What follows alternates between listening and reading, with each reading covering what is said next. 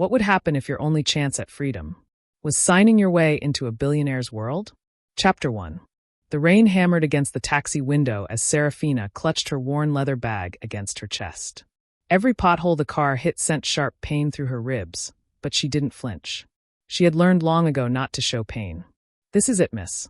The Castellano estate," the driver said, his eyes widening as the massive iron gates came into view. Seraphina handed him the last of her cash and stepped out into the downpour. The mansion loomed before her like something from a dream, all white marble and tall windows that seemed to touch the sky. She pulled her cardigan tighter, making sure the sleeves covered the bruises that painted her arms in shades of purple and yellow. This job was her last chance. If she didn't get hired today, she would have nowhere to go. No money for food. No way to stay hidden. The front door opened before she could knock. A stern woman in a crisp black uniform looked her up and down with obvious disapproval. "You're late," the woman said coldly. "I'm sorry. The bus broke down and I had to walk the last 2 miles. Seraphina's voice was barely a whisper. The woman sighed. "Follow me. Mr. Castellano is conducting the interviews personally today. Don't waste his time." Seraphina's heart pounded as she followed the woman through hallways lined with paintings that probably cost more than she had earned in her entire life.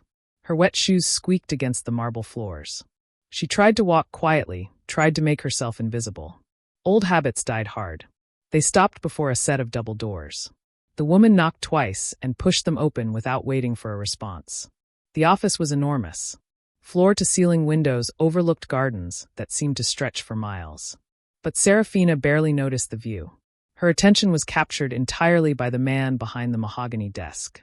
Dominic Castellano was younger than she expected, maybe 35 at most. His dark hair was perfectly styled, his suit probably cost more than a car, and his eyes were the coldest gray she had ever seen. He looked up from the papers before him, and those eyes swept over her with the kind of assessment that made her feel completely exposed. "Miss Vale." His voice was deep, commanding. "Yes, sir." She remained by the door, clutching her bag like a shield. "Sit." It wasn't a request. Seraphina moved to the leather chair across from his desk. As she sat, pain shot through her left leg where the old injury never quite healed right. She bit her lip to keep from gasping. "Your resume says you have experience in elder care and housekeeping. It doesn't say much else." He leaned back in his chair, studying her. "Where did you work before?" "Small nursing homes, sir. Private families. I can provide references if you need them." The lies came easily now. She had practiced them 1,000 times. "Why do you want this position?" "Because I'm running for my life. Because I need to disappear. Because if I don't find work soon, he'll find me.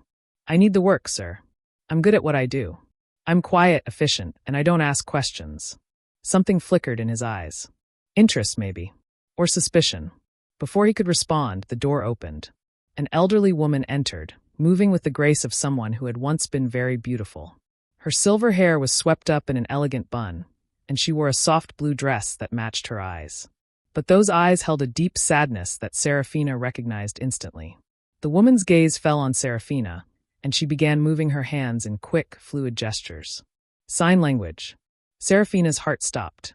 She hadn't used sign language since she escaped. It was too dangerous, too connected to her past. But watching this woman's hands form words filled with frustration and loneliness, something inside her broke. Without thinking, Seraphina's hands moved in response. "Hello. My name is Seraphina.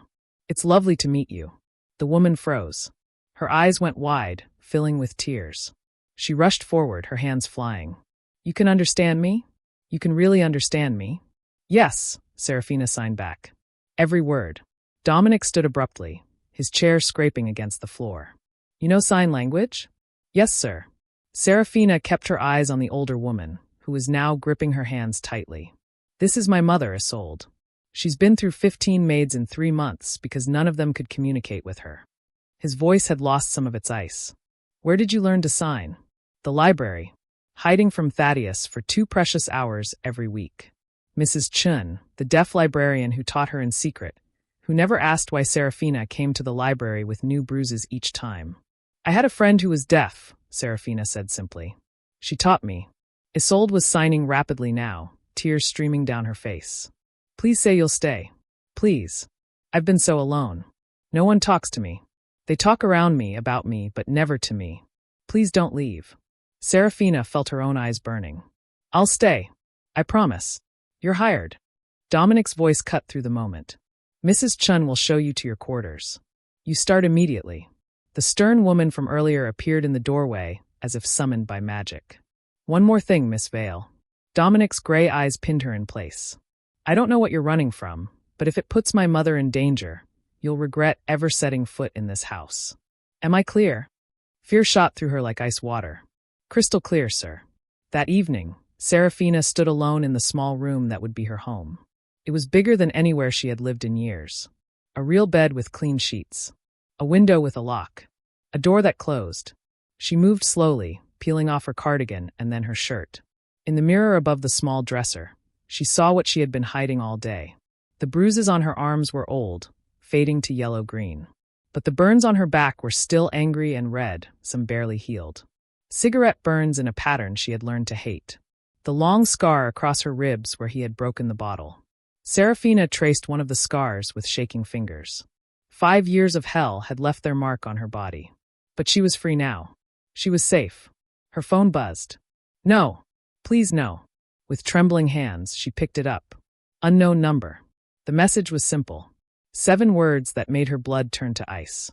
I found you. You can't hide forever. The phone slipped from her fingers and clattered to the floor. Outside her window, in the darkness beyond the mansion gates, a pair of headlights turned on. A black car sitting perfectly still. Watching. Waiting. Chapter 2. Seraphina barely slept that night. Every sound made her jump. Every shadow seemed to move. When dawn finally broke through her curtains, she felt like she had aged 10 years. She dressed carefully in the simple black uniform that had been left for her, making sure every bruise was covered. Her hands shook as she buttoned the long sleeves. The black car had been gone when she checked at 3 in the morning, but that meant nothing. Thaddeus was playing with her. He always did before he struck. The mansion was already alive with activity when she made her way downstairs. Other staff members rushed past her with barely a glance. She was invisible to them, which was exactly what she needed. Isolde was in the sunroom, sitting by the windows with a book in her lap. But she wasn't reading. She was staring at nothing, her face carved with loneliness that made Seraphina's chest ache. Good morning, Seraphina signed as she entered. Isolde's face transformed. The sadness melted away, replaced by pure joy. You came. I thought perhaps I dreamed you. I'm real. I'm here. Seraphina sat across from her. What would you like for breakfast? They spent the morning together, and Isolde talked more than she probably had in months. She signed about her late husband, about how Dominic had become so cold after his father's death 2 years ago, about how invisible she felt in her own home. He loves you, Seraphina signed. I can see it in how he looks at you. He looks at me like I'm made of glass. Like I might shatter if he gets too close. Isolde's hands moved sadly. I lost my husband. I don't want to lose my son too. Seraphina understood that fear more than Isolde could ever know. Later that afternoon, as Seraphina was organizing Isolde's medications in the pantry, her phone buzzed again. Her blood turned cold. Did you sleep well in your pretty new room? I watched your light go on and off all night. You always were afraid of the dark. The phone fell from her hands. The room started spinning. She couldn't breathe. The walls were closing in. She was back in that house, in that locked bedroom, listening to his footsteps coming up the stairs. No, no, no, she whispered, sliding down the wall. Her chest was tight. She couldn't get air. Please not here. Not now. Suddenly, gentle hands touched her shoulders. Isolde was kneeling beside her, her face full of concern. She didn't ask questions. She didn't demand explanations. She simply pulled Seraphina into her arms and held her. Seraphina broke. She sobbed into Isolde's shoulder like a child, all the fear and pain of the past 5 years pouring out of her. Isolde rocked her gently, humming a tune that Seraphina couldn't hear but could feel vibrating through the older woman's chest. When the panic finally subsided, Seraphina pulled back. I'm sorry. That was unprofessional. Isolde cupped her face gently, then signed with fierce determination. Whatever you're running from, you're not alone anymore. Do you understand me? You're not alone. Fresh tears spilled down Seraphina's cheeks. She nodded, unable to form words even with her hands. That evening, Dominic returned from work earlier than usual. Seraphina was helping Isolde with dinner when he walked into the kitchen, loosening his tie. His eyes immediately found her, and she saw something flicker in them. Suspicion. "Miss Vale, my office." "Now." Her blood froze. Isolde's hands moved quickly. "What's wrong?" "It's fine," Seraphina signed back, trying to smile. But her hands shook. She followed Dominic down the long hallway to his office, her heart hammering so hard she thought it might burst. Had he found out about her past? Was he going to fire her? Or worse, had Thaddeus gotten to him somehow? He closed the door behind them and turned to face her. "I had my assistant run a background check on you." Seraphina's knees nearly gave out. "Sir, I can explain. Your records are sealed. Witness protection." He moved closer, his gray eyes boring into hers. "Who are you running from, Miss Vale? And don't lie to me. My mother has already gotten attached to you, which means whatever danger you're in could touch her too." Seraphina wanted to run. Every instinct screamed at her to bolt for the door. But where would she go? She had no money, no friends, nowhere left to hide. "My ex-husband," she whispered. "His name is Thaddeus Crane." Dominic's expression didn't change. "I know that name. He's connected to organized crime in 3 states. Arms dealing, human trafficking." He paused. "You were married to him?" "I was 19 and stupid. He was charming and perfect until we said our vows. Then he became a monster." Her voice broke. "I escaped 6 months ago. The police said witness protection was my only option because of what I knew about his operations. But he found me twice before. He'll find me again. Does he know you're here?" Seraphina's phone buzzed in her pocket. With shaking hands, she pulled it out and showed him the messages. Dominic's jaw clenched as he read them. "You should have told me this yesterday. Would you have hired me if I had?" He didn't answer. Instead, he moved to his desk and picked up his phone. "I'm calling my head of security. We'll increase patrols around the property and get you a new phone with a secure number." "Mr. Castellano, you don't have to do this. I can leave. I don't want to bring trouble to your family. My mother hasn't smiled in 2 years. Today, she smiled 11 times. I counted." He looked at her then, really looked at her, and some of the ice in his eyes melted. "You're not going anywhere until we figure this out. Understood?" Seraphina nodded, not trusting her voice. She returned to her room late that night, exhausted in every possible way. The new phone Dominic's security team had given her sat on her nightstand, silent and clean. No threatening messages. No reminders of Thaddeus. But as she changed for bed, she saw them. The scars on her back caught the lamplight. She had shown Isolde kindness today, had accepted comfort from a woman who barely knew her. When was the last time someone had held her while she cried? Her old phone, which she had hidden in her drawer, buzzed one last time. "Sleep tight, little bird. Tomorrow, I come for what's mine." Seraphina moved to the window, pulling back the curtain with trembling fingers. The driveway was empty. The gates were closed. Security lights illuminated the grounds. But there, just beyond the property line, barely visible in the darkness between 2 streetlights, sat a black car. As she watched, the interior light flicked on for just a moment. Long enough for her to see a man's face. Long enough to see him holding a photograph. Her photograph. The light went out. The engine started. The car pulled away slowly, deliberately. Seraphina's legs gave out. She collapsed by the window, her breath coming in short gasps as she whispered 3 words over and over like a prayer. "He found me." Chapter 3. Seraphina didn't remember falling asleep on the floor. She woke to someone shaking her shoulder gently. Her eyes flew open and she screamed, scrambling backward until her back hit the wall. Isolde knelt before her, hands raised in a calming gesture. The older woman's face was pale with worry. Behind her stood Dominic, his expression thunderous. "How long has she been like this?" Dominic demanded of someone behind him. "I found her 10 minutes ago when she didn't come down for breakfast," a maid answered nervously. Isolde's hands moved quickly. "She's burning up. Feel her forehead." Dominic crossed the room in 2 strides and pressed his hand to Seraphina's forehead. His touch was surprisingly gentle. "She's on fire. Call Dr. Morrison. Tell him it's urgent." "No," Seraphina tried to push herself up. "No doctors. Please. He'll find me through the records. He always does." "You're delirious," Dominic said, but there was something softer in his voice now. "I'm going to pick you up. Don't fight me." Before she could protest, strong arms slid under her knees and back. Dominic lifted her like she weighed nothing. The world tilted and spun. She tried to focus on his face, on the concern etched in those gray eyes, but darkness kept pulling at the edges of her vision. Stay with me, Miss Vale. His voice came from far away. That's an order.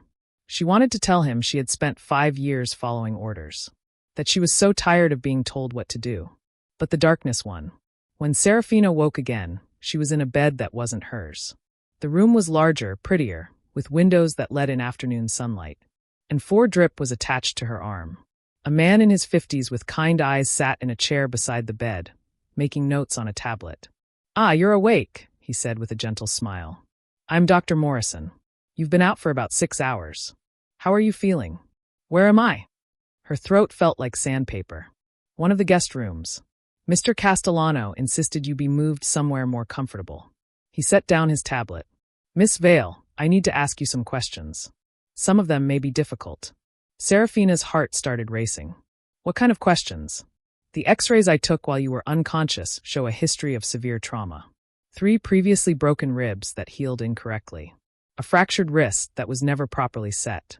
Burns that show a pattern of deliberate infliction. Signs of strangulation." His voice remained professional, but his eyes were sad.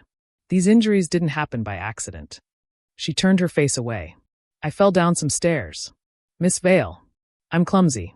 I've always been clumsy." "Seraphina." The doctor's voice was firm now. "I've been a physician for 30 years. I know what abuse looks like. And I'm bound by law to report suspected cases of domestic violence." Terror shot through her. "No, you can't. If you report it, it goes into the system. He has people everywhere. Police, judges, clerks. He'll know where I am within hours." The door burst open. Dominic strode in, his jaw set. "Everyone out. Now." Dr. Morrison stood. "Mr. Castellano, I don't think that's appropriate." "I said out." Dominic's voice could have cut glass. The doctor left reluctantly, closing the door behind him. Dominic moved to the window, his back to her. When he finally spoke, his voice was tight with barely controlled anger. "Tell me everything. And don't you dare lie to me again." Seraphina pulled the blanket tighter around herself. "Why do you care?" "Because you collapsed in my house. Because my mother is downstairs crying, terrified that you're going to die. Because someone is threatening you, and I don't allow threats against people under my roof." He turned to face her. "Talk." So she did. The words came slowly at first, then faster, like a dam breaking. She told him about meeting Thaddeus at 19, fresh out of foster care with nowhere to go and no one to warn her. How charming he had been. How he'd promised her a family, a home, everything she'd ever wanted. "The first time he hit me was on our wedding night," she whispered. "I had smiled at the waiter during dinner. Thaddeus said I was flirting. He locked me in our hotel room for 3 days without food." Dominic's hands clenched into fists, but he didn't interrupt. She told him about the 5 years that followed. The beatings that sent her to the hospital with excuses about falling or being clumsy. The cigarette burns when she spoke without permission. The times he choked her until she passed out, only to revive her and do it again. He controlled everything. What I wore, what I ate, when I slept. I wasn't allowed to leave the house without him. Wasn't allowed to have friends or a phone. Her voice cracked. I became a ghost. Just existing, waiting for the next time he'd hurt me. "How did you learn sign language?" Dominic asked quietly. "Once a week, he let me go to the library. It was the only place he allowed because he said it kept me quiet and obedient." A tiny smile crossed her face. There was a librarian there. Mrs. Chun. She was deaf. She never asked about the bruises, but she saw them. She started teaching me sign language during my visits. Said I needed a way to communicate that he couldn't control. Smart woman. She saved my life in more ways than one. Seraphina took a shaky breath. But that's not the worst part. Dominic moved closer, sitting on the edge of the bed. "What's the worst part?" Tears spilled down her cheeks. "I have a daughter. Her name is Brielle. She's 5 years old." The shock on Dominic's face was clear. "Where is she?"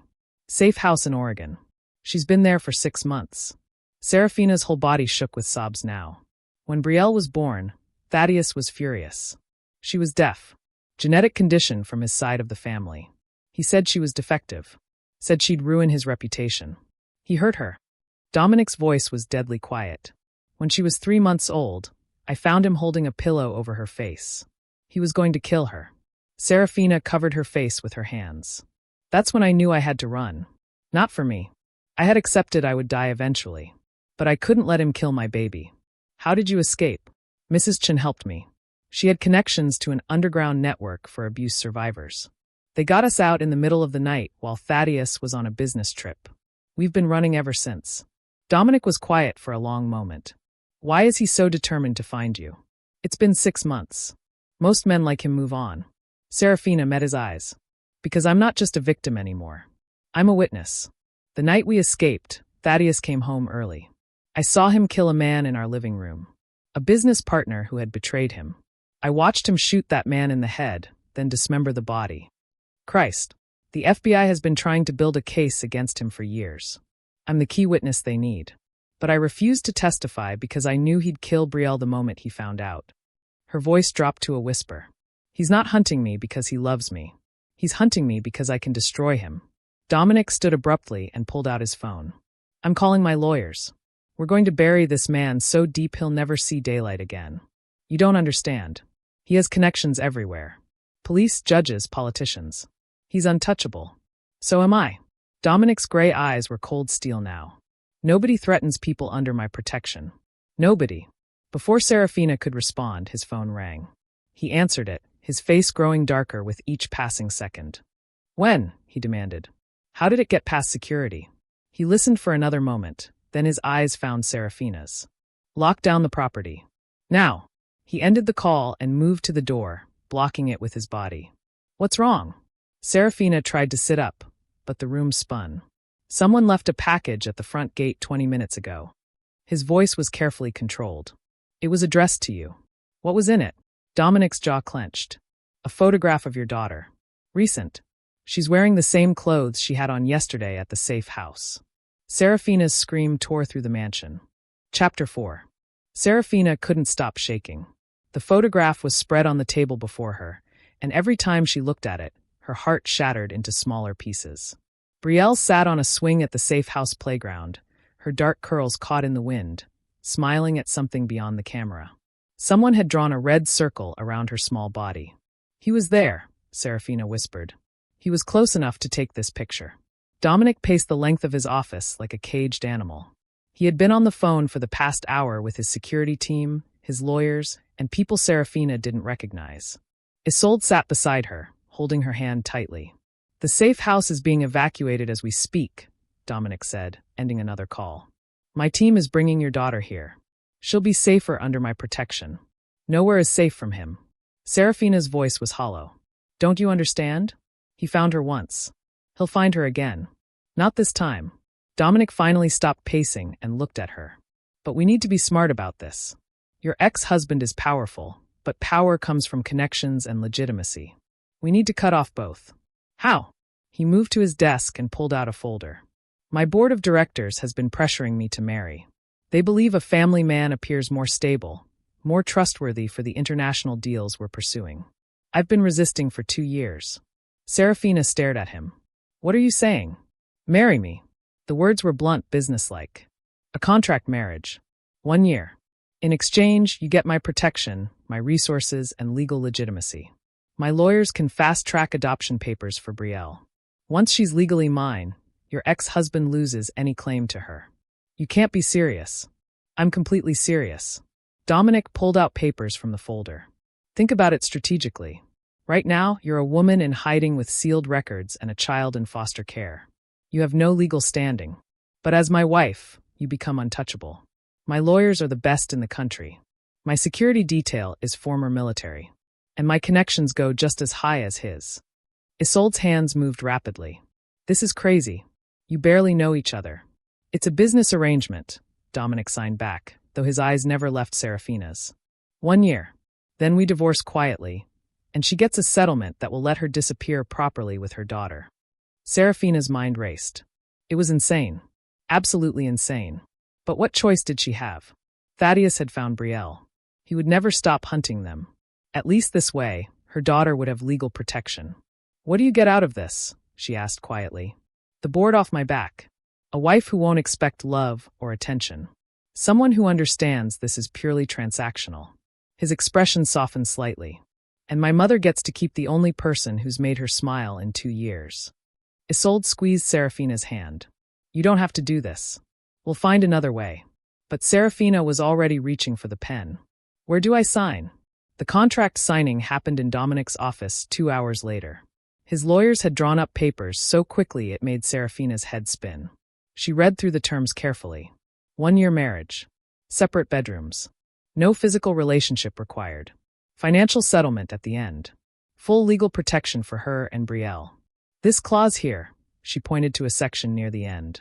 It says you get full custody of Brielle if something happens to me. Insurance, Dominic said. If your ex manages to kill you, I can still protect your daughter. Unless you'd rather she go back into the system? Seraphina's hand trembled as she signed her name. The pen felt heavy as a stone. When she finished, Dominic signed as well. Isolde watched from the corner, her face a mixture of concern and something that looked almost like hope. Congratulations, Mrs. Castellano, one of the lawyers said with a professional smile. The name felt foreign on her ears. Mrs. Castellano. After 5 years as Mrs. Crane, a name that had meant nothing but pain, could this new name mean safety? The marriage license will be filed tomorrow morning, the lawyer continued. I've already begun the adoption paperwork for Brielle. With Mr. Castellano's resources, we should be able to expedite the process to a few weeks instead of months. What about Thaddeus? Seraphina asked. Won't he challenge this? Let him try. Dominic's voice was cold. I have a team of investigators already digging into his business operations. The moment he makes a legal move against us, we'll bury him in lawsuits and criminal complaints. The lawyers packed up their briefcases and left. Isolde excused herself, signing that she needed to prepare a room for Brielle's arrival. That left Seraphina alone with her new husband. Why are you really doing this? She asked. Dominic poured himself a drink from the bar in the corner. I told you. The board wants me married. You could marry anyone. Some socialite who'd jump at the chance to be Mrs. Castellano. Why me?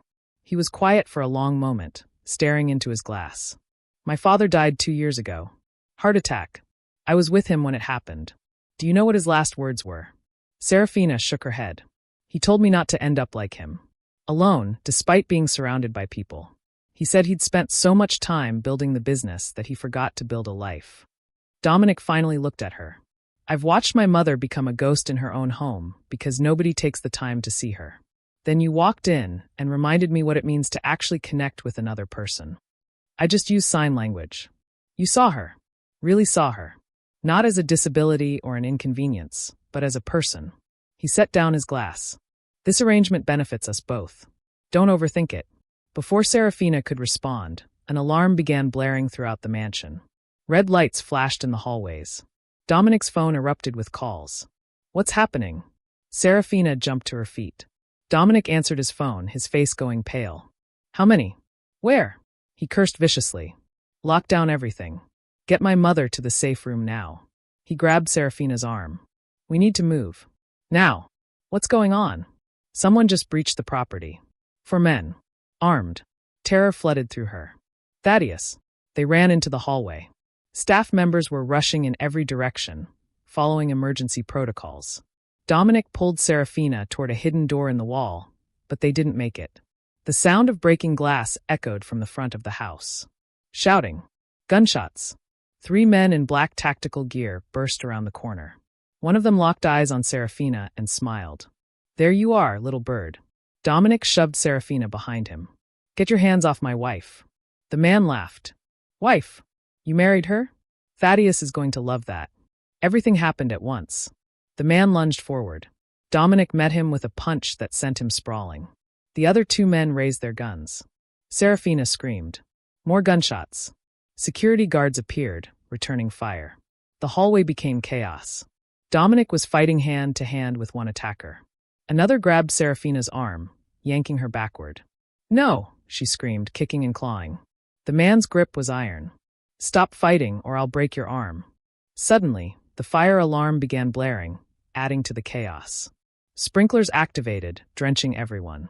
Through the confusion, Seraphina saw Isolde standing by the alarm panel, her face fierce and determined. The distraction was enough. Dominic broke free from his attacker and grabbed a guard's dropped gun. He fired twice. The man holding Seraphina collapsed. Everybody down. More security poured into the hallway. Police sirens wailed in the distance. The remaining intruders tried to escape, but Dominic's security had them surrounded. Within minutes, all 3 men were on the ground in handcuffs. Blood stained the marble floors. Bullet holes marked the walls. Dominic rushed to Seraphina, checking her for injuries. "Are you hurt?" She shook her head, unable to speak. Adrenaline made her entire body tremble. One of the captured men looked up at her, water from the sprinklers streaming down his face. "You think this is over? Thaddeus is just getting started. He wants his daughter back, and he's going to get her." Before Dominic could respond, another shot rang out. Dominic jerked backward, red blooming across his white shirt. He looked down at the wound in his shoulder with almost comic surprise. "Dominic!" Seraphina caught him as his knees buckled. A fourth attacker emerged from a side room, gun raised. But security took him down before he could fire again. The man went down hard, skull cracking against marble. "Stay with me," Seraphina begged, pressing her hands against Dominic's wound. Blood seeped between her fingers. "Please stay with me." "I'm fine," he managed, but his face was white with pain. "Just a scratch." "You're not fine, you idiot. You're bleeding everywhere." Paramedics rushed in. They loaded Dominic onto a stretcher despite his protests. Seraphina climbed into the ambulance with him, refusing to let go of his hand. As they pulled away from the mansion, Seraphina's phone buzzed. Her old phone, the one she thought she'd hidden. One of the attackers must have planted it on her during the struggle. She looked at the screen, and her blood turned to ice. "Enjoyed the warm-up? Tomorrow we get serious. I'm coming for Brielle. Marry the billionaire if you want, but your daughter is mine. Sweet dreams, wife." Chapter 5. The hospital room smelled like antiseptic and fear. Seraphina sat beside Dominic's bed, watching the steady rise and fall of his chest. The bullet had grazed his shoulder, missing anything vital by inches. The doctor said he was lucky. She didn't feel lucky. "Stop staring at me like I'm dying," Dominic said, his eyes still closed. "It's creepy. You got shot because of me." Her voice cracked. "You almost died because of me." He opened his eyes then, those gray eyes that had been so cold when they first met. They weren't cold anymore. "I got shot because your psychopath ex-husband sent armed men into my home. That's on him, not you." Before she could respond, his phone rang. He answered it with his good hand, his expression shifting from annoyed to alert in seconds. "When?" His voice went deadly quiet. "How many men?" He sat up despite the pain, ignoring the monitors beeping frantically. "We're leaving now." "What happened?" Seraphina stood, her heart already racing. "The safe house in Oregon is under attack. Right now." He was already pulling the 4 from his arm. "Brielle is still there." The world tilted. Seraphina grabbed the bed rail to keep from falling. "No. No, no, no. You said she'd be safe. You promised she'd be safe. Get me my clothes." Dominic swung his legs off the bed. A nurse rushed in, protesting, but he waved her off. "Either help me or get out of my way." 20 minutes later, they were in Dominic's car racing toward the private airport. He drove one-handed, the other arm in a sling, his jaw clenched against the pain. Seraphina called the safe house over and over, but no one answered. Each ring that went unanswered felt like a knife twisting in her gut. "She's 5 years old," Seraphina whispered. "She's just a baby. If anything happens to her." "Nothing is going to happen to her." But Dominic's knuckles were white on the steering wheel. They reached the airport in record time. Dominic's private jet was already waiting, engines running. His head of security met them on the tarmac, his face grim. "What's the situation?" Dominic demanded. 4 armed men breached the perimeter 30 minutes ago. Local police responded, but were driven back by heavy fire. "The building is surrounded, but we've lost contact with everyone inside." The man hesitated. "Sir, there's smoke coming from the west wing." Seraphina's legs gave out. Dominic caught her with his good arm. "Get us in the air. Now." The flight to Oregon was the longest 3 hours of Seraphina's life. She couldn't sit still, couldn't think straight. Images kept flashing through her mind. Brielle's smile. Her little hands forming signs. The way she giggled when Seraphina tickled her feet. "Tell me about her," Dominic said quietly. Seraphina looked up, surprised. "What? Your daughter. Tell me about her." "Why?" "Because you need to focus on something other than worst-case scenarios. And because if I'm going to be her legal father, I should know more than her name." Seraphina took a shaky breath. "She's brilliant. Even at 5, she's reading at a 2nd-grade level. She loves dinosaurs and butterflies and anything purple." A tiny smile crossed her face. "She has this stuffed rabbit named Mr. Whiskers that she takes everywhere. Won't sleep without it. She's deaf like my mother." Yes. Genetic condition. The doctor said it's permanent, no chance of recovery. Seraphina's voice hardened. Thaddeus said she was defective. Said no daughter of his would be disabled. That's when I knew he'd kill her eventually. Dominic was quiet for a moment. My mother is the strongest person I know. Her deafness never made her less. It made her more observant, more thoughtful. Your daughter has that same strength. If she's still alive. She is. She has to be. They landed in Oregon to chaos. Police cars and fire trucks surrounded the safe house. Smoke poured from broken windows. Seraphina was out of the plane before it fully stopped, running toward the building. Ma'am, you can't go in there. A police officer tried to stop her. My daughter is in there. She shoved past him. Dominic was right behind her, flashing some kind of credentials that made the officers step back. They ran toward the burning building together. The front door had been blown off its hinges. Inside was worse. Furniture overturned, bullet holes in the walls, blood on the floor. Seraphina screamed Brielle's name over and over, her voice raw. She can't hear you, Dominic reminded her gently. Look for visual signs. Where would she hide? They searched room after room. Other children had been evacuated, staff members were being treated for injuries outside, but no one had seen Brielle.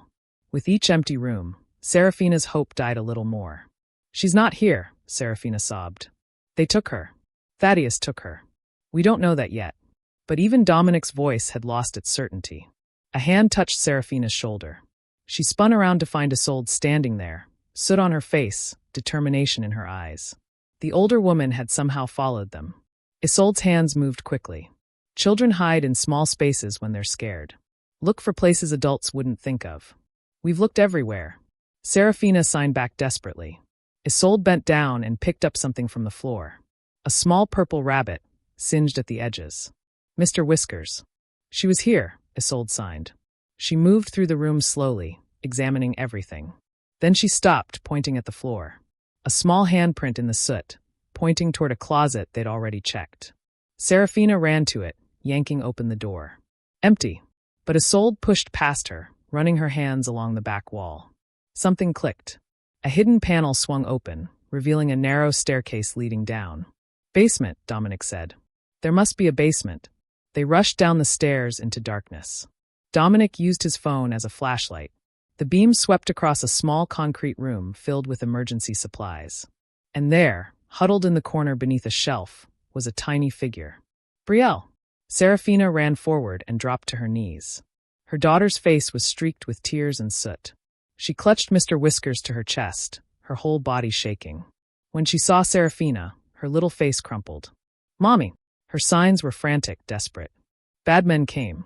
Fire everywhere. I was so scared. Seraphina pulled her daughter into her arms, holding her so tight it must have hurt. But Brielle didn't complain. She just clung to her mother and sobbed silently, the way deaf children cry. You're safe now, baby. Mommy's here. You're safe. Dominic knelt beside them. When Brielle saw him, she shrank back. It's okay, Seraphina signed. This is Dominic. He's a friend. He helped Mommy find you. Dominic's hands moved in careful signs. Hello, Brielle. I'm glad you're safe. That was very smart, hiding in the basement. Brielle's eyes went wide. You know sign language? My mother is deaf, just like you. Her name is Isolde. He gestured to where Isolde stood at the bottom of the stairs. She helped find you too. Isolde came forward slowly, kneeling down to Brielle's level. Hello, sweetheart. Your mommy has told us so much about you. For a moment, Brielle just stared at these strangers who could talk to her in her own language. Then her small hand reached out and touched Isolde's face, as if to make sure she was real. You're like me, Brielle signed. Yes, just like you. The reunion was cut short by Dominic's phone ringing. He answered it, his expression darkening with each second. Everybody upstairs. Now. His voice left no room for argument. They climbed back up, Seraphina carrying Brielle, who refused to let go. Outside, Dominic's head of security was waiting, holding a tablet. Sir, this was just sent to every major news outlet in the state.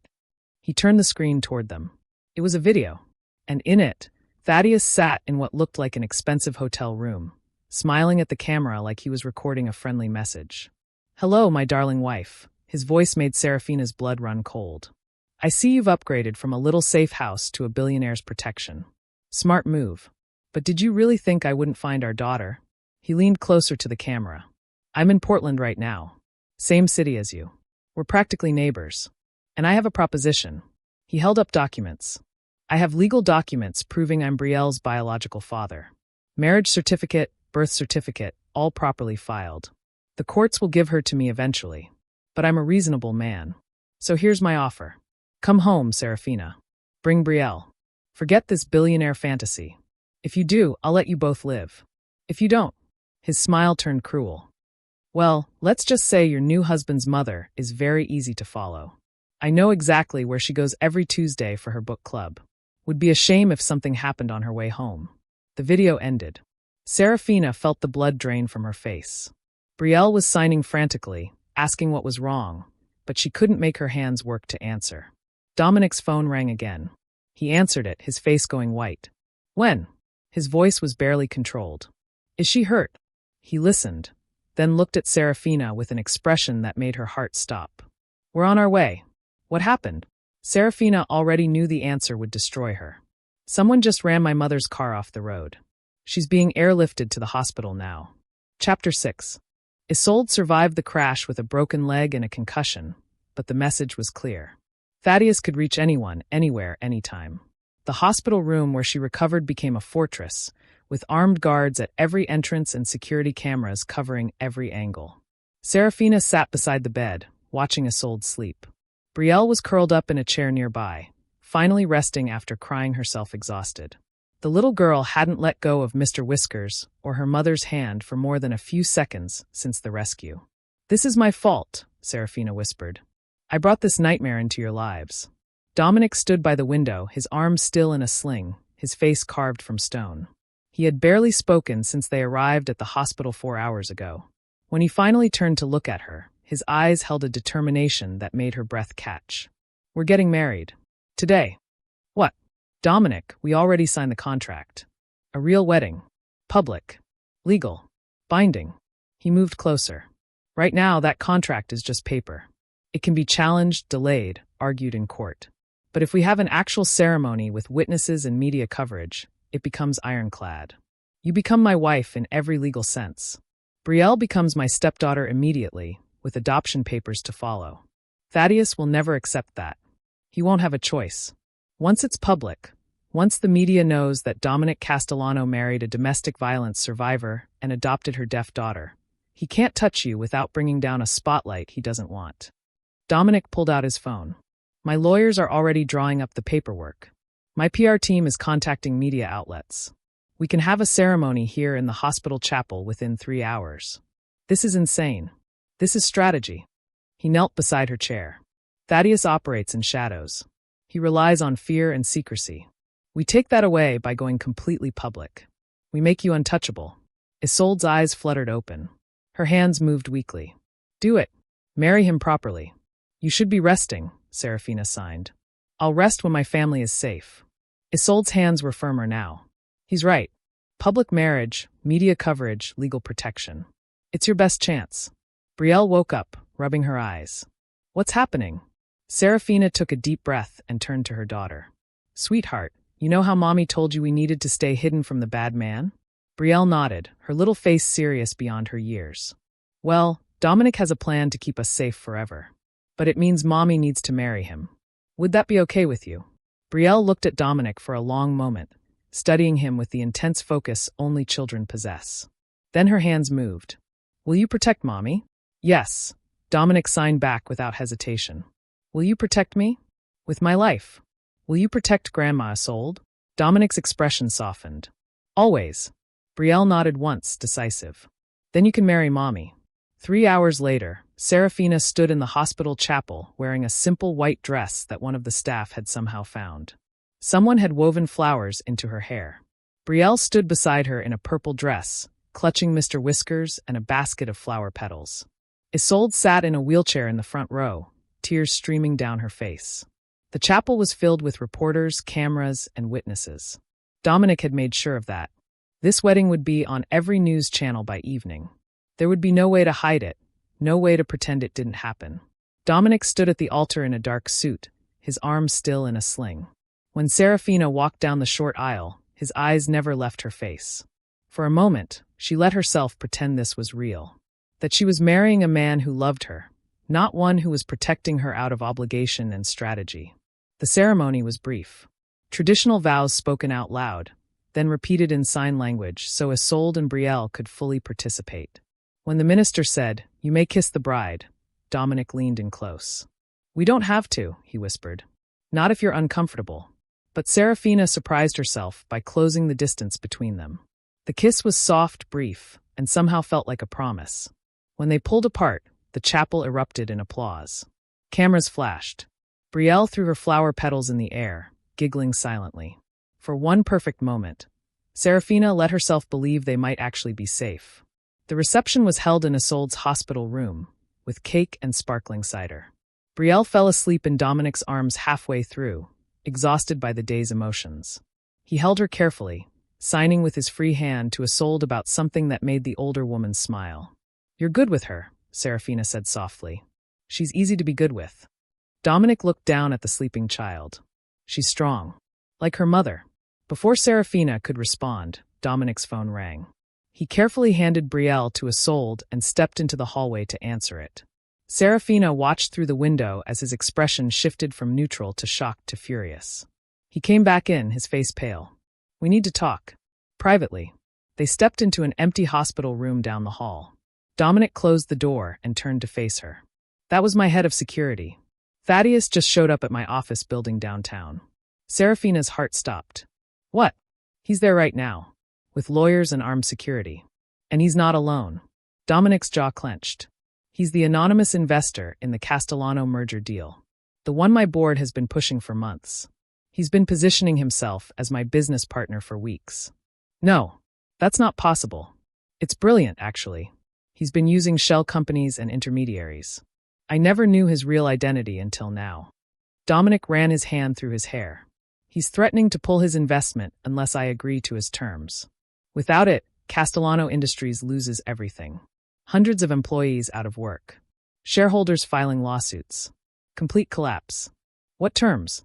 "He wants Brielle. Says he has legal documents proving his parental rights. Birth certificate, DNA tests, everything filed properly before you went into witness protection." Dominic's voice was tight with barely controlled rage. "He's giving me 24 hours to decide. Hand over Brielle, and he'll complete the merger, saving the company. Refuse, and he destroys everything my father built." Seraphina sank into a chair. "He planned this. All of it. The attacks, the chase, getting you to marry me. He wanted us to feel safe so he could take it all away. There's more." Dominic knelt in front of her. "He's not just threatening the company. He's filed legal complaints claiming I kidnapped Brielle. That you married me under duress. That the whole thing was a scheme to steal his daughter. He has witnesses ready to testify, documents that look legitimate, everything lined up perfectly. What are we going to do?" Before Dominic could answer, his phone rang again. He answered it, his face going even paler. "Put him on speaker." Thaddeus's voice filled the room, smooth and confident. "Congratulations on your wedding, darling. I watched it on the news. Very touching. The deaf daughter throwing flowers, the whole happy family image. You always did know how to play a role. What do you want, Thaddeus?" Seraphina's voice shook with rage. "What I've always wanted. My family back. My daughter. My wife." His tone turned cold. "But I'm a reasonable man. I'll make this simple.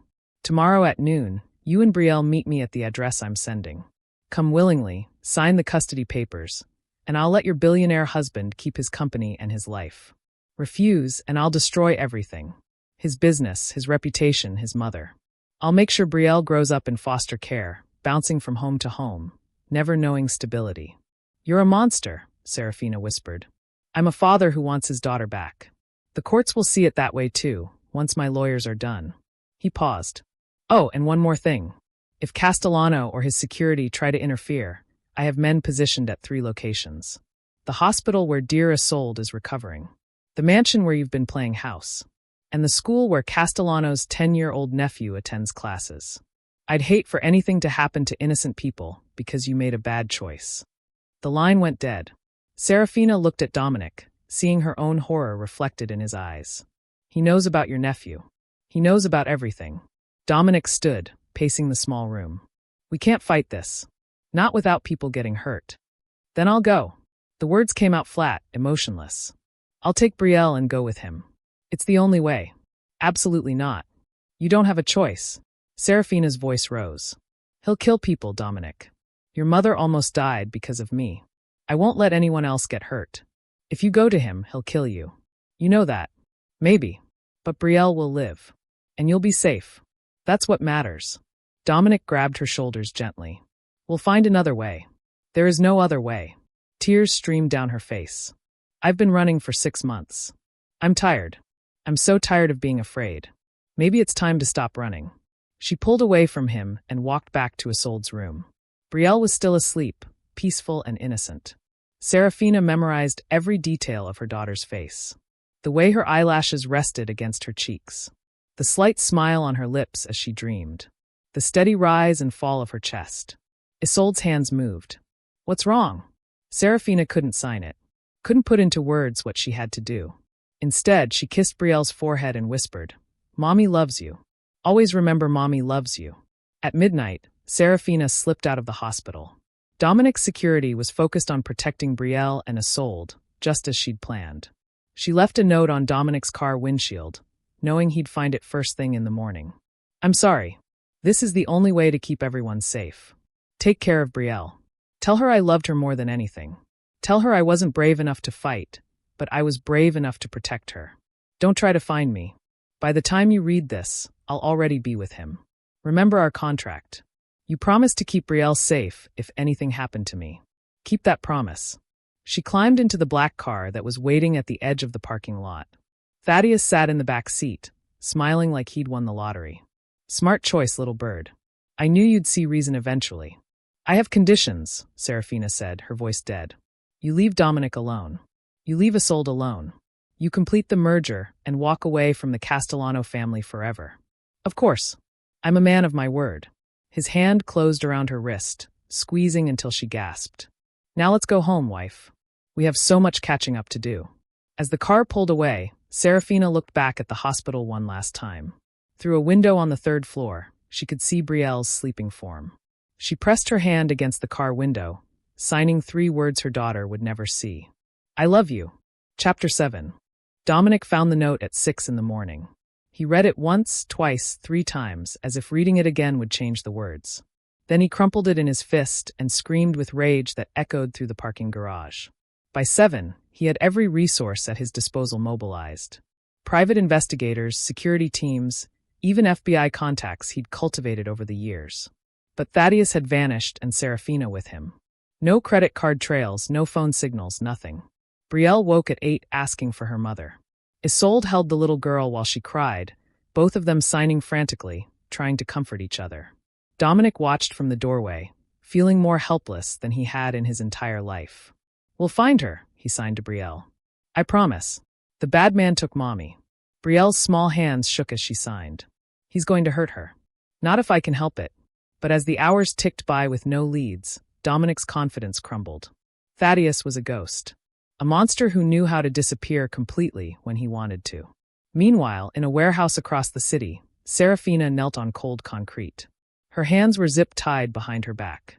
Blood dripped from her split lip where Thaddeus had hit her an hour ago. She had lost track of time.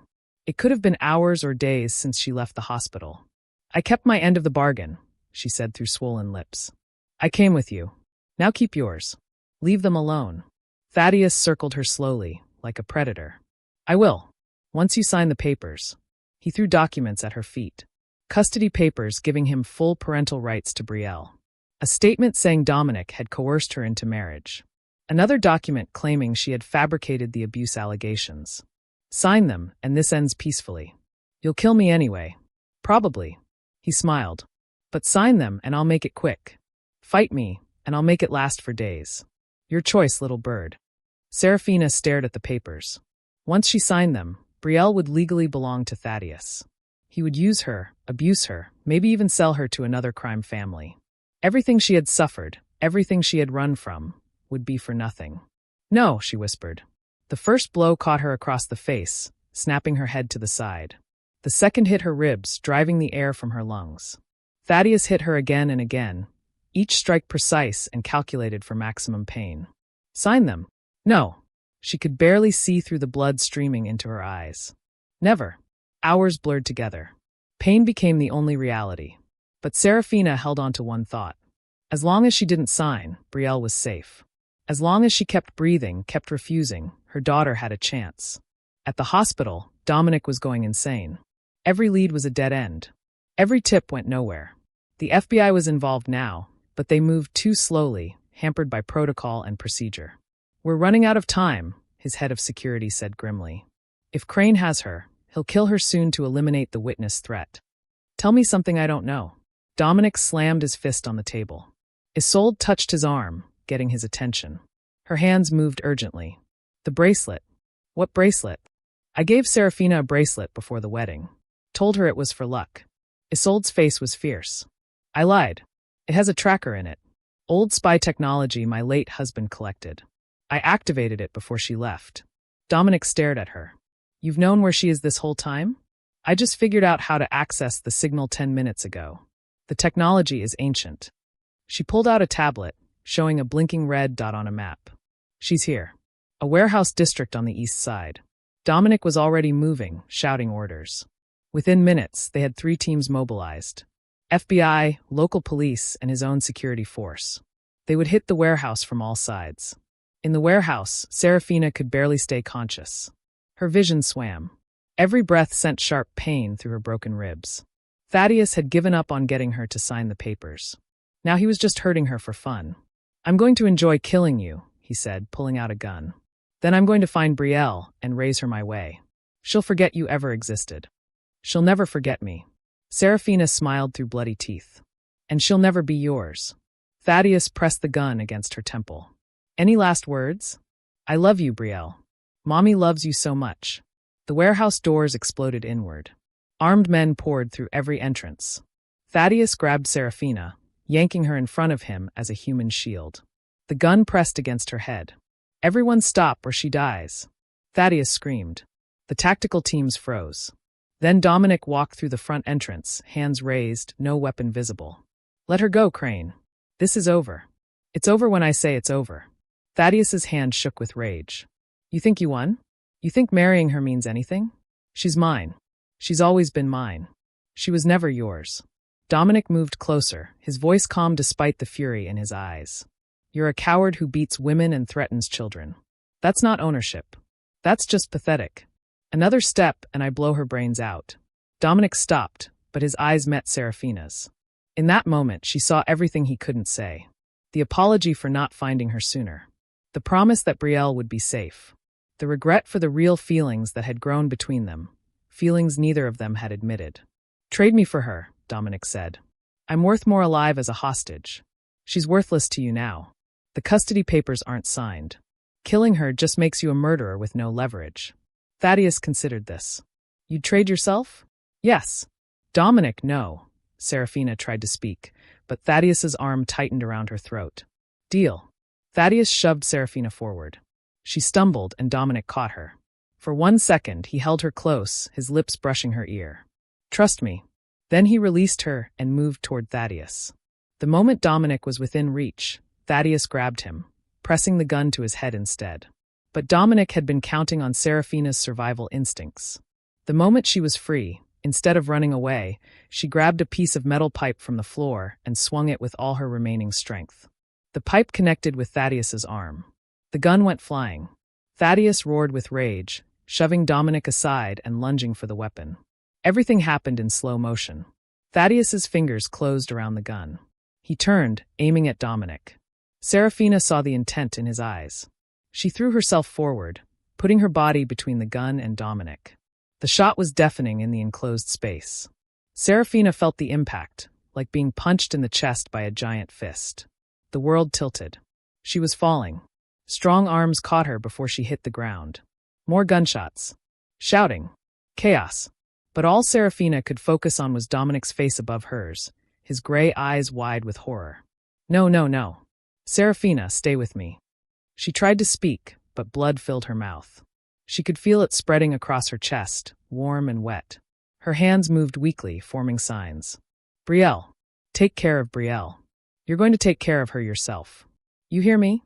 You don't get to die." But the darkness was coming, soft and inviting. She was so tired. Maybe it was time to rest. "I love you," she signed with the last of her strength. Then the darkness swallowed her whole. Chapter 8. The hospital waiting room was too quiet. Dominic sat with his head in his hands, dried blood still on his shirt from carrying Seraphina out of the warehouse. She had been in surgery for 6 hours. 6 hours of not knowing if she would live or die. Isolde sat beside him, one hand on his shoulder. Brielle was curled up in his lap, sleeping fitfully.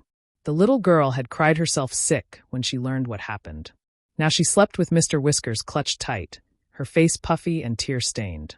"She has to make it," Dominic whispered. "She has to." Isolde's hands moved. "She's strong. She'll fight." But even Isolde's signs looked uncertain. The surgeon finally emerged at hour 7, pulling off his mask. Dominic stood so fast he nearly dropped Brielle. Isolde caught the sleeping child. "She made it through surgery," the doctor said. "The bullet missed her heart by centimeters. She's lost a lot of blood, and the next 48 hours are critical, but she's alive." Dominic's legs nearly gave out from relief. "Can I see her?" "ICU room 4. But she's unconscious. It could be hours or days before she wakes up." Dominic found her in a bed surrounded by machines. Tubes and wires connected her to monitors that beeped steadily. She looked tiny, fragile, nothing like the fierce woman who had thrown herself in front of a bullet for him. He sat beside the bed and took her hand carefully, mindful of the 4. "You're an idiot," he said softly. "A brave, selfless idiot. Why did you do that? Why did you take a bullet meant for me?" No answer except the steady beep of the heart monitor. "I need you to wake up. Brielle needs you. My mother needs you." He paused. "I need you." The hours turned into days. Dominic refused to leave except when nurses forced him out for procedures. He talked to Seraphina constantly, telling her about Brielle, about the business, about anything he could think of. Isolde brought Brielle to visit every day, and the little girl would climb carefully onto the bed and sign to her unconscious mother. "Wake up, Mommy. Please wake up. I need you." On the 3rd day, the FBI arrived. They needed to ask Dominic questions about Thaddeus, who had been arrested at the warehouse. An agent named Martinez sat across from him in the hospital cafeteria. Thaddeus Crane is facing multiple charges. Attempted murder, kidnapping, assault. We have him dead to rights. Martinez pulled out a file. "But there's something you should know about Mrs. Castellano." "What about her?" 7 years ago, she witnessed Crane murder a federal informant. We've been building a case against him for years, but we never had a solid witness. She's the key to putting him away forever." Martinez leaned forward. "If she wakes up and agrees to testify, Crane will never see daylight again. Life in prison, no possibility of parole. And if she doesn't wake up, then our case is weaker. He might get 20 years instead of life. Could be out in 15 with good behavior."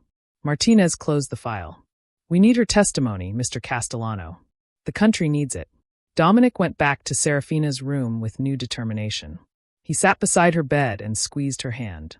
"Did you hear that? You're the key to putting him away forever. But you have to wake up first. You have to fight." The monitors beeped steadily. No response. That night, Isolde brought Brielle for their daily visit. The little girl climbed onto the bed carefully and nestled against her mother's side. Her small hands formed signs even though Seraphina couldn't see them. "Mommy, it's me. Brielle. I miss you so much." Tears rolled down her cheeks. "Dominic says you're fighting to come back to me. Please fight harder. I need my mommy." She pressed her face against Seraphina's shoulder. "Grandma Isolde teaches me new signs every day, so I can tell you everything when you wake up. And Dominic lets me sleep in his room when I have nightmares. He's nice, Mommy. You picked a good one." Brielle's hand found her mother's. "I love you, Mommy. Please don't leave me." Something changed. The monitor's beeping rhythm shifted slightly. A nurse looked up, alert. "Everyone step back," she said, checking the machines. Seraphina's fingers twitched.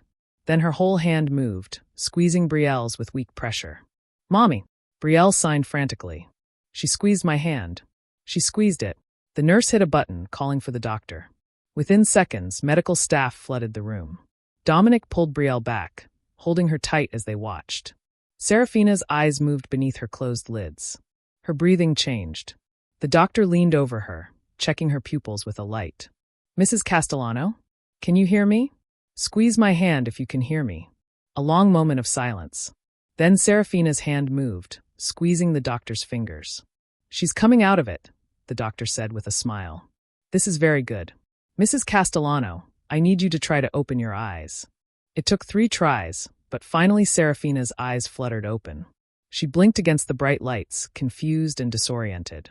Her gaze swept the room, landing on Brielle. Her hands moved in weak, shaky signs. "Baby! Mommy!" Brielle tried to rush forward, but Dominic held her back gently. "Let the doctors work, sweetheart. You'll get to hug her in a minute." The medical team checked Seraphina's vitals, asked her questions, made sure she was truly conscious and coherent. Finally, they stepped back. "She's stable, awake and responsive. This is excellent progress." The doctor smiled. "You have some very eager visitors, Mrs. Castellano." Brielle climbed onto the bed carefully, throwing her arms around her mother's neck. Seraphina held her daughter with what little strength she had, tears streaming down her face. "You're okay. You're really okay." Seraphina's hands shook as she signed. "I'm okay because you protected me. You protected everyone." Brielle pulled back to look at her mother's face. "The bad man is in jail. Dominic says he can't ever hurt us again." Seraphina's eyes found Dominic over her daughter's head. He stood at the foot of the bed, his expression a mixture of relief and something deeper. "You saved my life," he said quietly. "You saved mine first." Her voice was hoarse from the breathing tube. Over the next week, Seraphina slowly recovered. Her strength returned bit by bit. The FBI visited, and she agreed to testify against Thaddeus. With her testimony and the evidence from the warehouse, the case was ironclad. Agent Martinez visited with news 10 days after Seraphina woke up. "Thaddeus Crane has been formally charged with first-degree murder, in addition to all the other charges. Your testimony sealed it. He's looking at life in prison without parole." "It's really over?" Seraphina could barely believe it. "It's over. You're free, Mrs. Castellano." After Martinez left, Dominic sat beside her bed.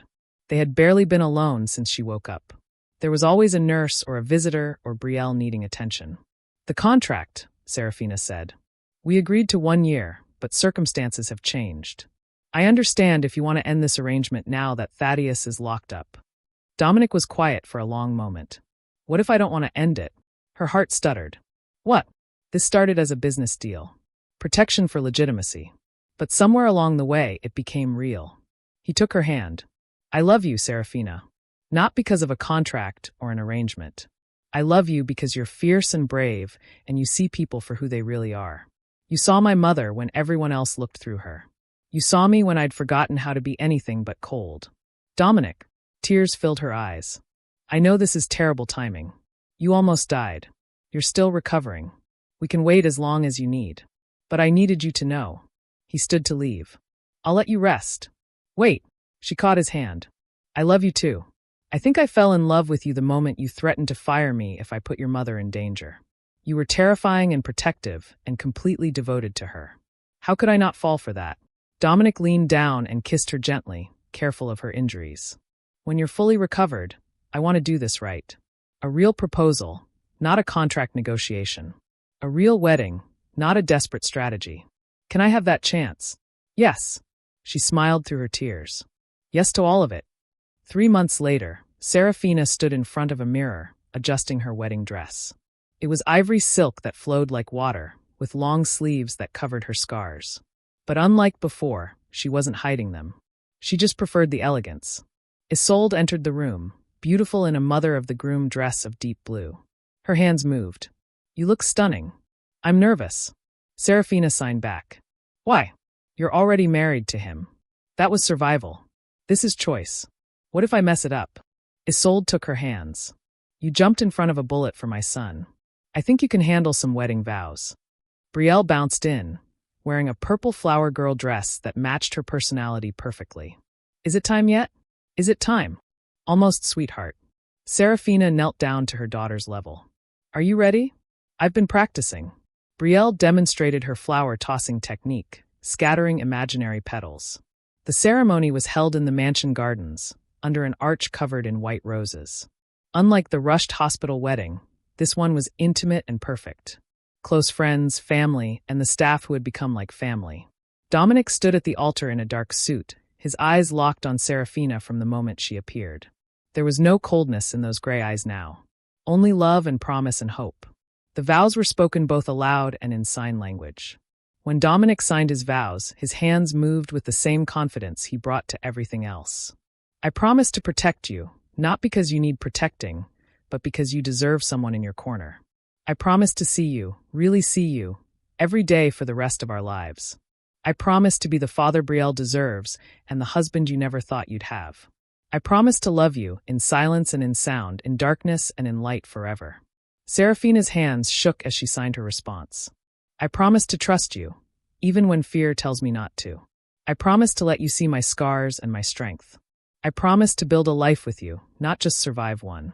I promise to love your mother as my own, and to show Brielle what real love looks like. I promise to choose you, every day forever.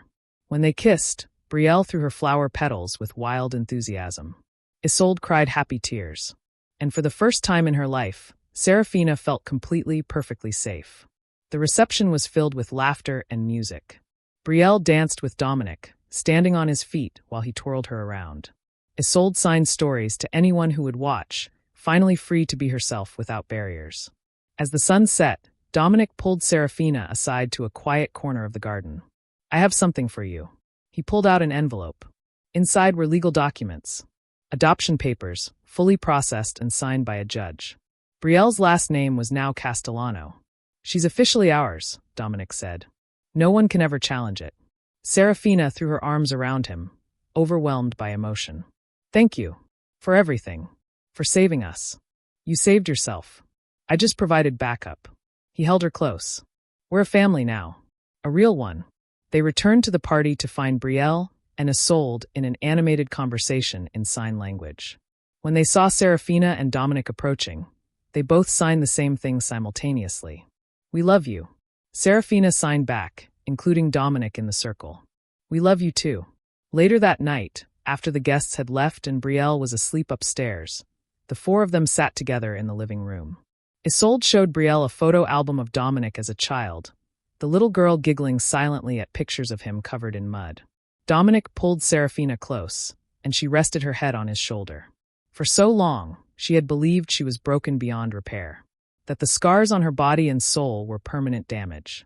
But sitting here with her daughter, her husband, and the woman who had become like a mother to her, Seraphina realized something profound. Scars weren't signs of weakness. They were proof of survival.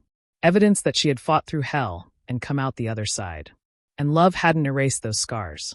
It had simply shown her that she was never beyond repair. What are you thinking about? Dominic asked softly. That I spent 5 years in darkness, but I'd go through it all again if it meant ending up here. With you. With them. She gestured to Brielle and Isolde. With this family we've built.